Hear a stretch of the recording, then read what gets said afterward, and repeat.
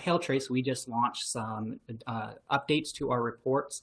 And overall, the reports are the same, but some changes specifically on the process of ordering it and just kind of making it a much better process in being able to get those reports to you guys. My kind of goal in today's conversation is really to talk about what is the difference between the 4 reports that we have and how those reports can help you guys in being able to streamline the claim process and close it out without some of the drawn out aspects of it, and just removing any of kind of the cost that goes into claims that just take a long time to close.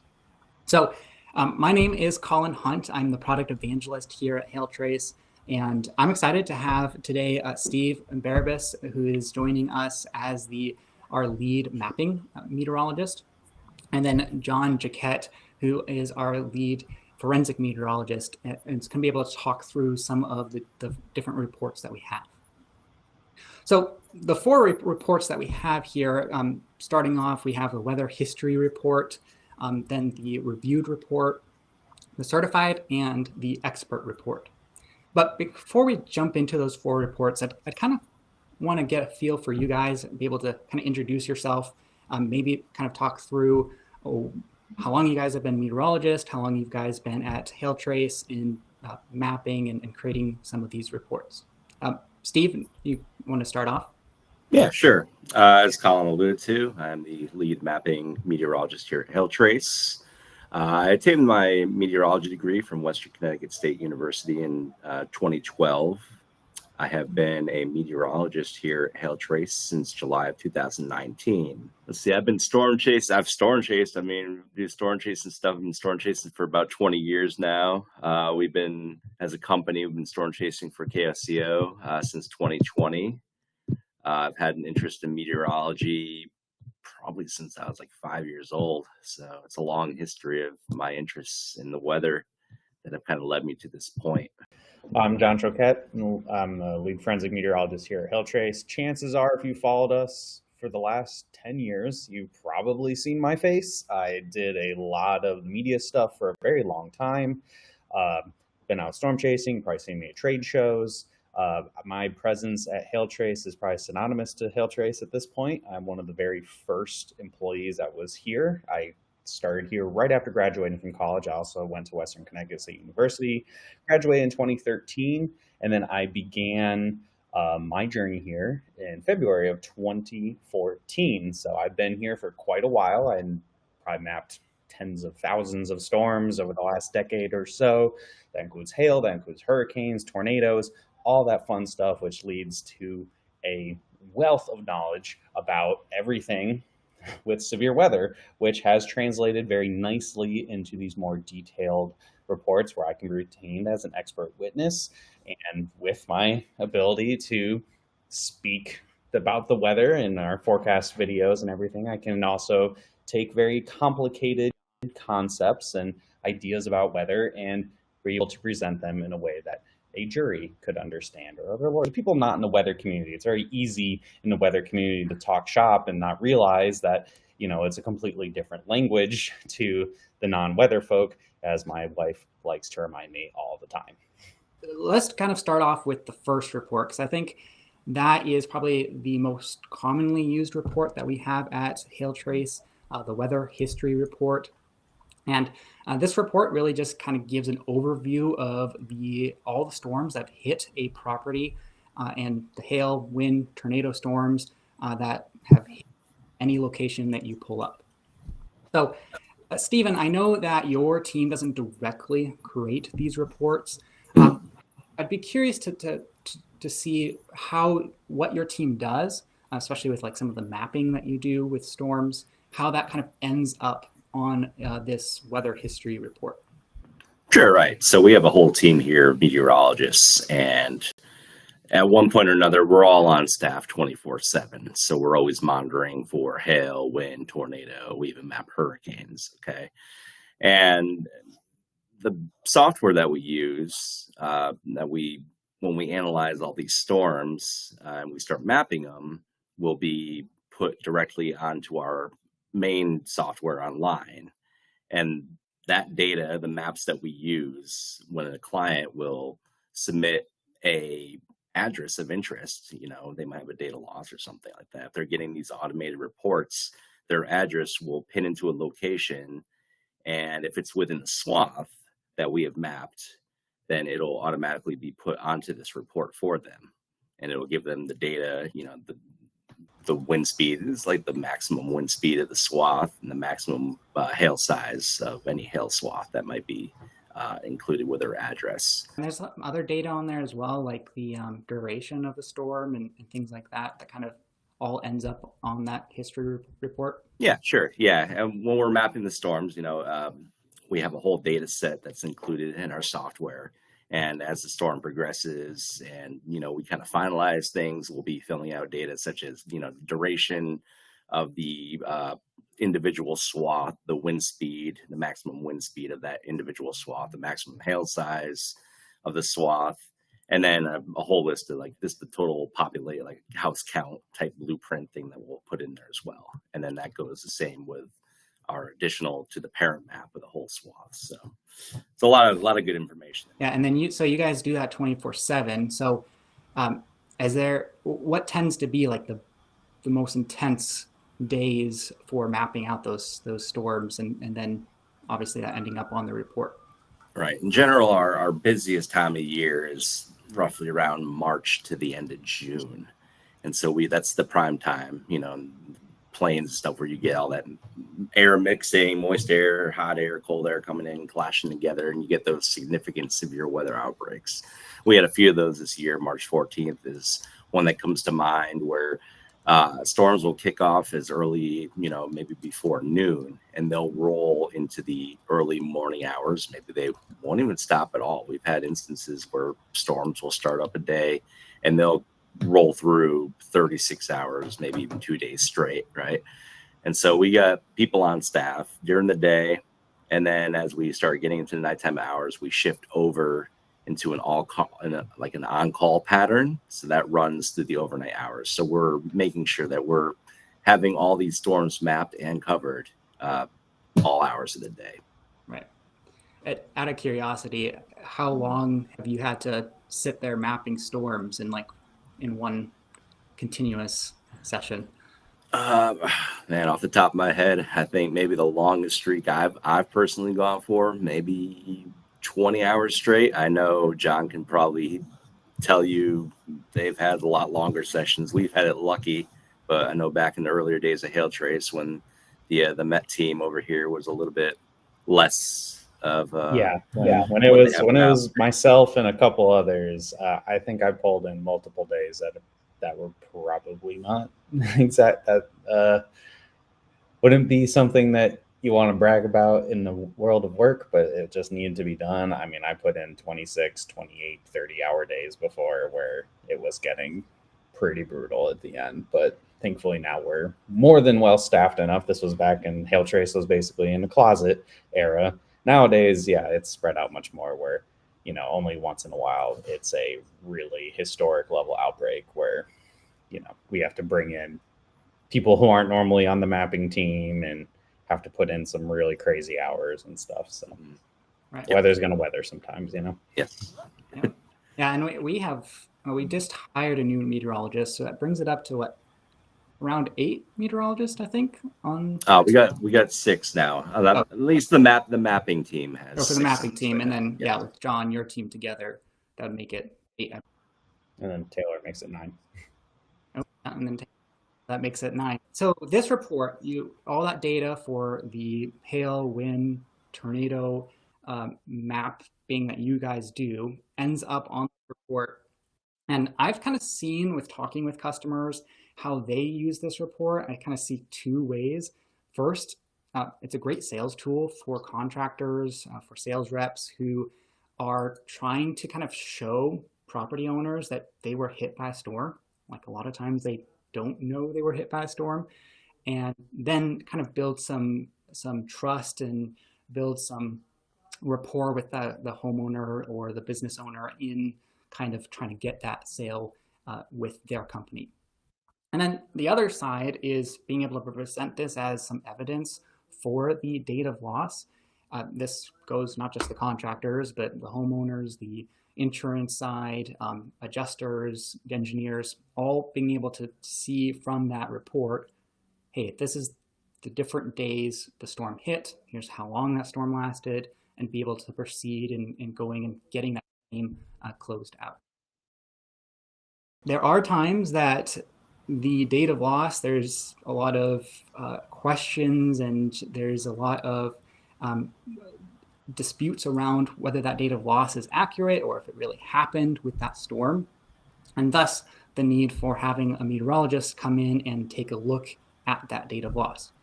And that is our Meteorologist Reviewed Report. So, Steve, with your team, can you kind of maybe describe a little bit more of what the reviewed report is and kind of what goes into creating that report? Yeah, sure. The Meteorologist Reviewed Report is a direct analysis of a site-specific location. So the client's going to give us an address that they're interested in, and they may give us a date range or a specific data loss that they're curious about.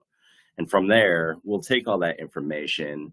We'll get the lat and longitude of the location, plug it into certain websites we use. We have one website where we pull up every severe warning that has affected that address within, the time frame of interest. We'll analyze those warnings. We'll also look into any hail algorithmic data, which kind of gives a little bit of an idea of where there may have been hail with certain events. We have our own hail algorithm as well, which is very helpful. We'll take a look at that. And then one of the other big important things is also local severe storm reports. So those are verified reports that have come in, either from trained spotters or storm chasers, sometimes from the general public. Those can be helpful too with pinpointing what type of event occurred, and also of that event. From there, we'll find out what time did the storm actually impact the address. And with that information, we'll obtain archived radar data. And with this data, we can analyze on a radar software program that we use, something called dual pol, which is essentially just a 3D analysis of what the storm is doing. We can see, get an idea of the hail size that could be falling from the storm, how much rain is involved, how much melting is involved, the dominance of a particular precipitation type, whether it's mostly rain or mostly hail, the intensity, the volume amount of how much is falling. Is it high volume hail? Is it, kind of sporadic? There's a lot of important things that we can get by this dual pol product on radar. And after we've analyzed this, we will give a description.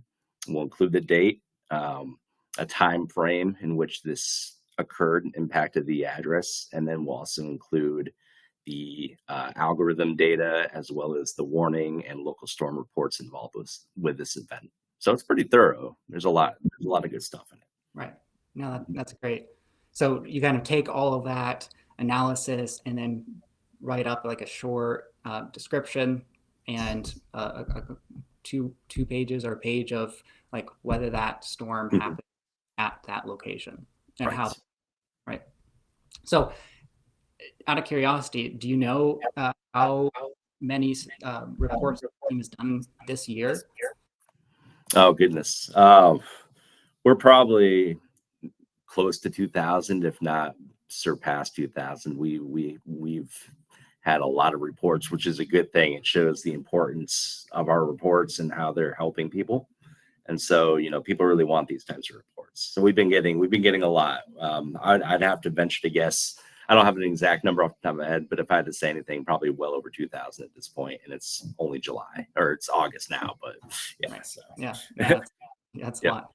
Yeah. So I'm curious, with putting all this work and creating reports, have you had a chance to actually see that report kind of help a client in streamlining the claim and getting that claim closed out by providing this kind of evidence? Yeah, sure. There's many times where we'll have clients they're having an issue with, certain claims that are going on. There's a process that's involved. Sometimes other sources will kind of push the provider into saying, well, there wasn't any hail at this location, or there wasn't even a storm that impacted this location.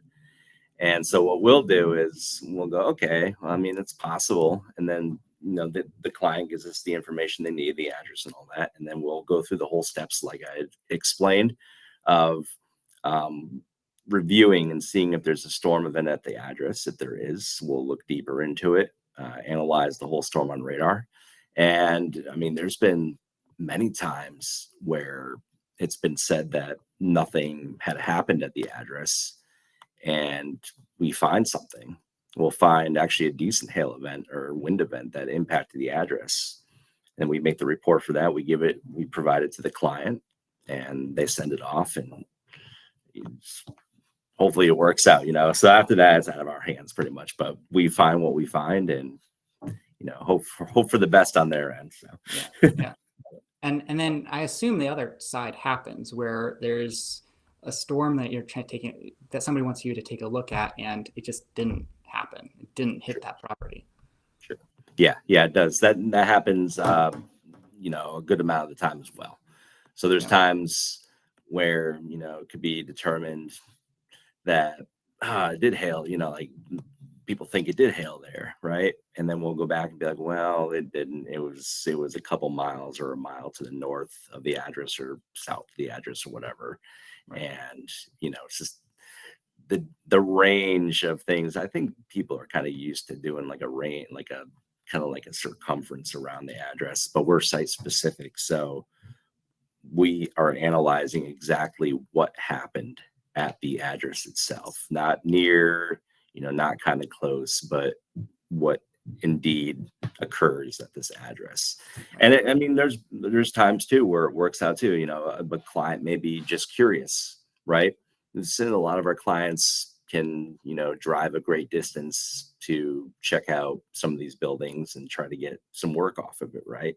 And if you're driving, 500 miles, you probably want to make sure that you're going to inspect something that likely has damage that occurred to it, right? And so there's times we'll analyze storms like this, and we'll say, no, it didn't happen, because some other source was saying, yeah, it did happen. But we'll say, nope, no, don't. And, and they'll be like, oh, thank you. You just saved me a lot of time and money by looking into this event and preventing me, helping to prevent me from going to it. Right. So, yeah. And it's just providing that evidence, like, yes, the storm happened or didn't happen. And then that can help contractors, carriers, everyone to be able to go, yep, this storm hit this property or didn't hit the property, and kind of go forward in getting that claim closed out. We're going to transition here to the next report, the certified and the expert report. I know, John, that's kind of where you come in, and that's where the reports you focus in on. Mm-hmm. Would you be able to kind of explain a little bit more about what the certified report is and kind of how that is different than the reviewed report? Yeah, so I like to put it as, for a reviewed report, essentially people are ordering those for the sort of discovery. They're trying to figure out if their suggested date of loss or what they think is the date of loss actually occurred. Actually submit it out there, and the process continues regardless of what side of the aisle you're on. The process continues. But the certified reports come in, and I've noticed the most is really in the engineering space, especially recently, is you have engineers that are going out there and they are assessing damage, possible damage, etc. But they're not meteorologists. They don't have the weather knowledge to back up what they need for their various calculations and all that other fun stuff. So they need a weather expert, but they know the date of loss. They're very aware what date was the date that they are assessing, and they need something with a little more bite, a little more proof and evidence than the Met Reviewed Reports, which is basically like a 30,000 foot look of like, hey, this date at this property, it looks pretty likely we had this. What the certified report does is it goes into much more detail, breaking down pretty much minute by minute what most likely occurred and using as many sources of truth as possible to back up that claim. So that, and it has my signature on it as an expert to pretty much prop up an engineer's report, public adjuster's report, an insurance company's report, whatever it is, to give real evidence behind the weather claims versus something that may be coming from just a computer or an algorithm or something along the lines of that. It has the amount of time taken behind it to really bring out all the other information that the Met Reviewed reports. Honestly, the amount of time that it takes to put those together versus the certified reports, there is a difference. The other major difference between the Met Reviewed report and the certified reports is they can be submitted. So within an engine, like again, one of our major clients utilizes an engineering firm. They will pretty much package my report together with the engineer's report, and that all gets submitted, which then can be submitted as evidence in the court. Thus, it's very easy to already retain a meteorology expert if things push far enough into litigation. So you have that in the back pocket as well. At all these certified reports, even knowing that for a single date of loss and a single peril, they can indeed push forward a little bit more to go to that next step, which would be the expert witness litigation, all that fun stuff. Right. Yeah. So yours is a much deeper analysis of the storm event at that location, because I think that can be like dozens and dozens of pages long, right? Sometimes. Yeah. So including all, I obviously include a lot of visuals, a lot of explanations on what, you're looking at, because you take an average person knows what radar basically looks like, reflectivity, you see that on the news. But when you start getting beyond that with the dual pole products that Steve had mentioned, the average person is going to be like, I don't know what any of this means. So you have to explain it so it can be understood what your reasoning is beyond just the weather sphere. So I rarely, even a very basic report, just saying there was a 2-minute period of hail or gusty wind or a tornado moved through the property. The average is at least 20 pages, possibly even more. Again, a lot of it's pictures, so it's not like you're reading a small book or anything, but it is a much longer report, while the Met Reviewed reports, they're maybe 2 pages if the severe thunderstorm warning was a little long, so. Yeah. And they're also much easier to read. Like my understanding is you do a good job in making it readable by anyone, or it's not just meteorologists that can read it.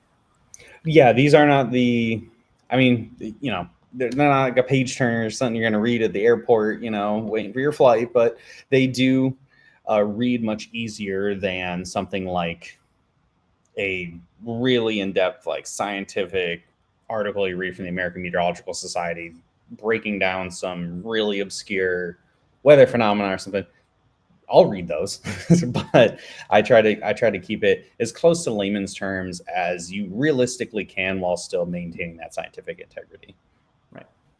Yeah. And so then you're taking this report, and it comes into play usually with denied claims that could take months or years to kind of go through this process, go through litigation, and and we'll get to like what the difference is between the expert and the certified. But with the certified, my understanding is you're really trying to avoid court if possible, and kind of presenting this as a little bit stronger evidence compared to the reviewed report. Yeah. There's no disclaimer on the certified reports. On the Met Reviewed, there is a disclaimer not intended for court and everything. So usually lawsuits are involved, or again, here you have an engineer, you have a public adjuster, you have somebody who isn't a meteorologist and you need to prove some kind of weather data. That's the way to go. Another good example would be if, say, you have a massive commercial claim. Those are going to take forever, regardless of what side of the island. The multi-million-dollar claims, spending $1,000 to have something with a little more evidence out the gate could save a ton of time, especially if it pushes through. Again, on either side of the aisle, I work, that's the whole thing with all this. So everything we do here, I'm providing weather data regardless, whatever whatever comes to my door and they want the weather data, I provide that weather data for the company, regardless of, just saying we're completely unbiased and all that. So, I mean, everyone would be happy if some of those commercial claims just can be closed out faster, than going on and just lasting sometimes years to kind of. yeah. So yeah, sometimes it can be multiple years. And when you have, if you have all of your ducks in a row early, you can get things moving much quicker instead of a lawsuit gets filed, you get multiple 2 years down the road, and then you find out that data loss that you've been hanging your hat on is garbage, or alternatively, that data loss that maybe the other side is saying is garbage. It turns out it was actually really good. And if you just had that information at the beginning, it would have really helped speed up the process, because at the end of the day, the weather data is the weather data. So it's just a matter of, are you taking the time to get the data that you need? Yep. So I'm curious, have you had an opportunity or maybe a good example of how this certified report has helped a client that you were working with? I mean, so I can't give too many specifics. Obviously, a lot of this stuff that's another thing, is confidential between myself and whatever client I'm working with. I know there was a mediation case not super long ago I had on the insurance side of things, where it felt like they didn't need to retain me as a fallen expert. They just needed something to help close out this case that was lingering forever. And I just really went in. I put together a report for this one date that was like outside the policy period or something like that. And I got a call like 2 days later, and I was like, okay, it's settled, and that sped it up. And again, countless cases, again, engineering firms is what I have at least noticed so far has been our bread and butter for the certified reports. I don't know the specific cases, obviously, but I've done a bunch of them at this point, and the amount of times it has pushed to, I need to get deposed and be retained as an expert or something, in the hundreds that I've done. The amount that I've had to go to deposition and have to make that jump to expert report is under 5. So Right. Yeah. I don't know how many of them are still open, obviously, but it has been a very low number comparatively to how many I have pumped out in the last couple of years. Right. And so, I mean, you're spending a lot of hours putting this report together.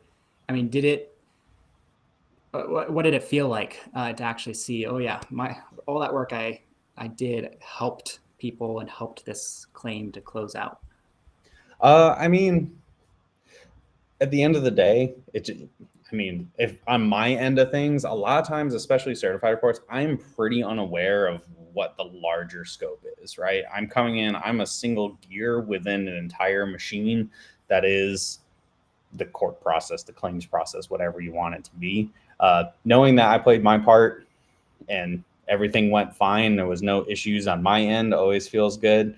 And whatever that outcome was, honestly, like, I don't know down to like the individual, like whose property it is, right? Like usually we get return business. So if that means that my work was good enough where they either want return business, or honestly, a lot of times getting referrals, people referring me saying that I've heard good things.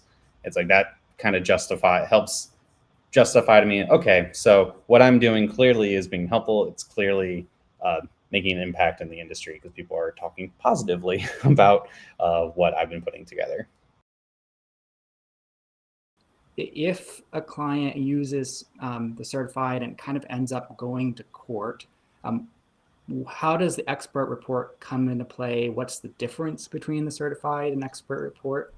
So usually, so if it is like a certified report and then things push to the next step, where sometimes it gets tossed over to somebody else, like a law firm or something, and then I will get retained as the expert.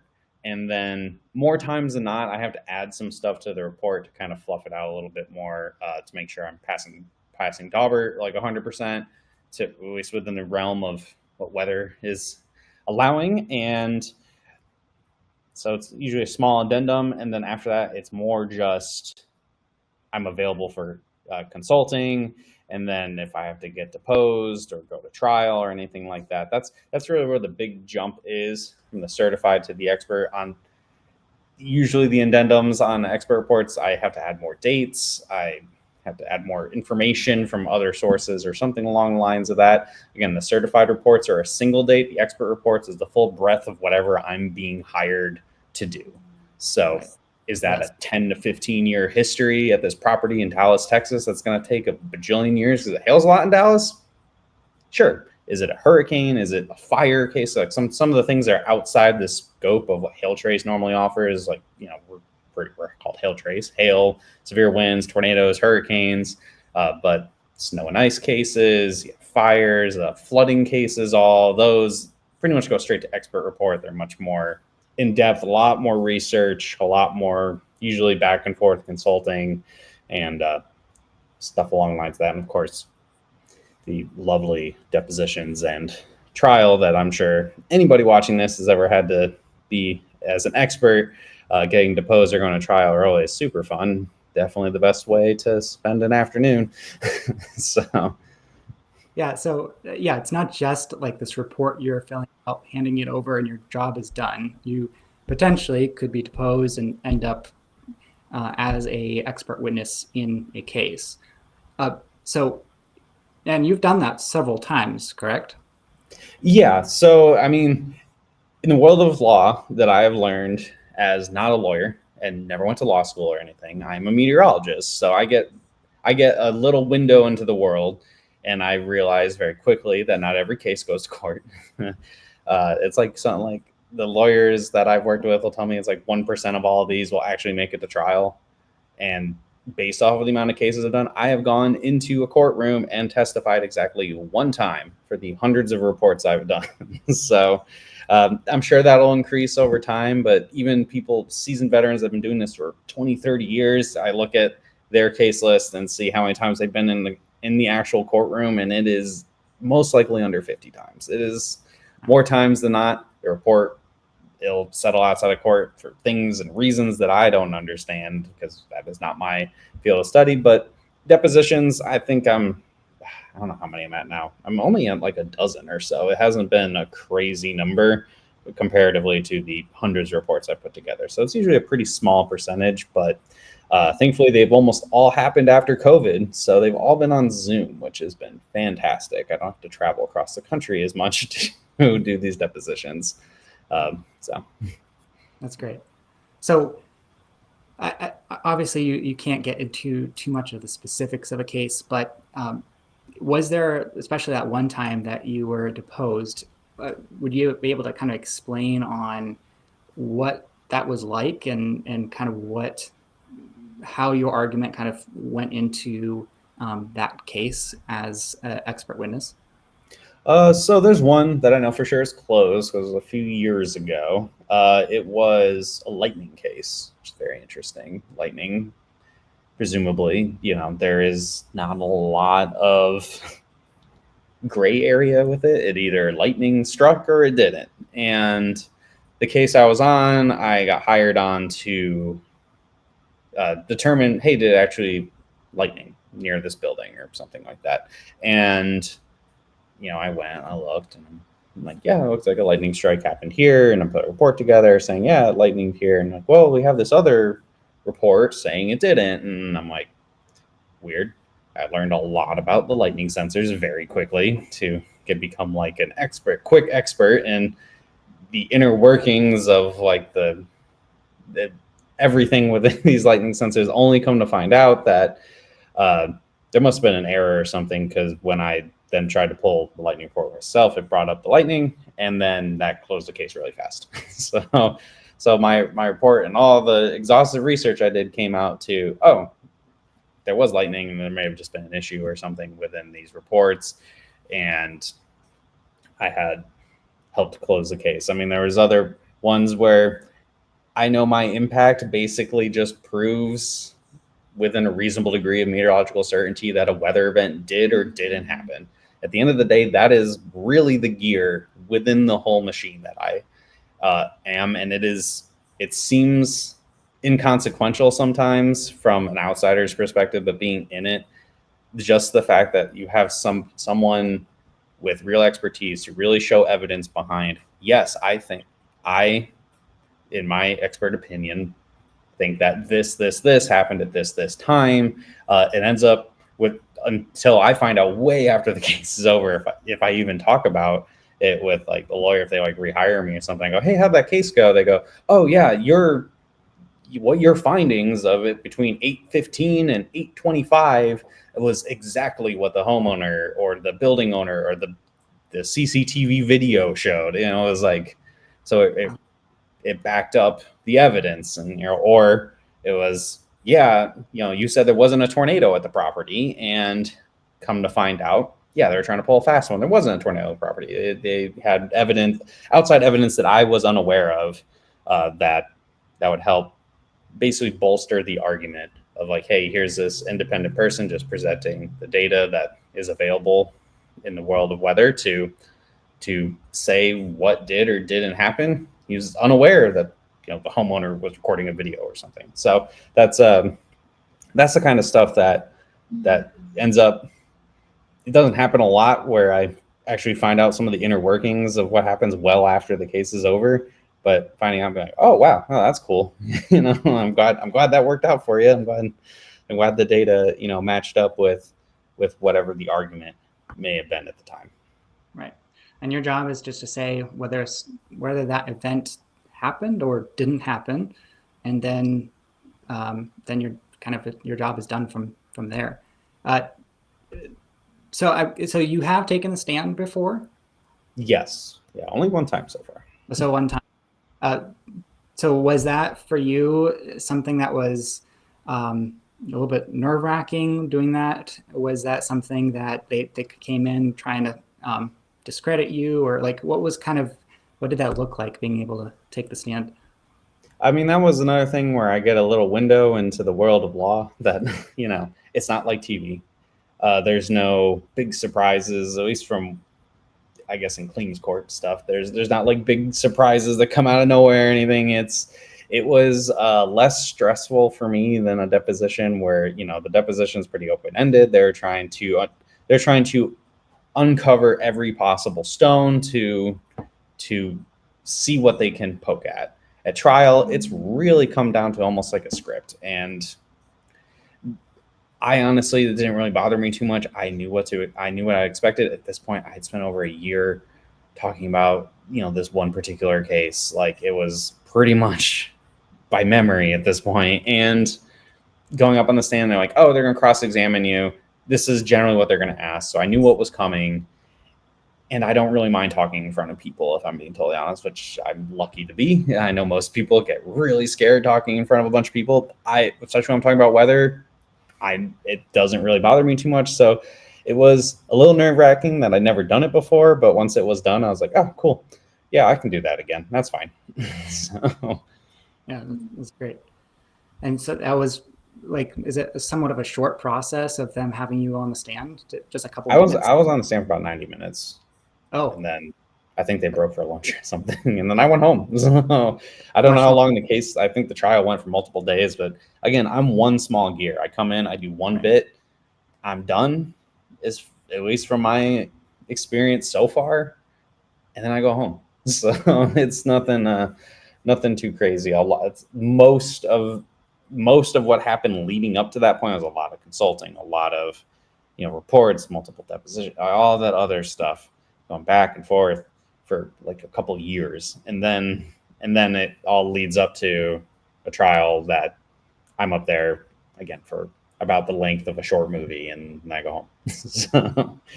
Yeah, no, that's great. Yeah, so I mean, it was great chatting with you guys, being able to go through our 4 reports and how that kind of plays into the various steps of the claim process, and being able to like close that out quickly and kind of remove some of those costs of dragging it out, the headaches that are involved, and being able to kind of say, hey, this is what happened on the ground, and be able to kind of proceed from there.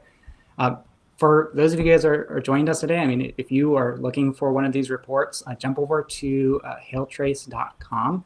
You can take a look at any 4 of these reports, be able to request that. I know with the certified and the expert, there's some consultation that you can have and be able to kind of go through chatting about, if that's a report that you're needing. And thank you guys, Steve, John, thank you for jumping in today. And I hope you guys have a great rest of your day. Yeah, thanks for having us.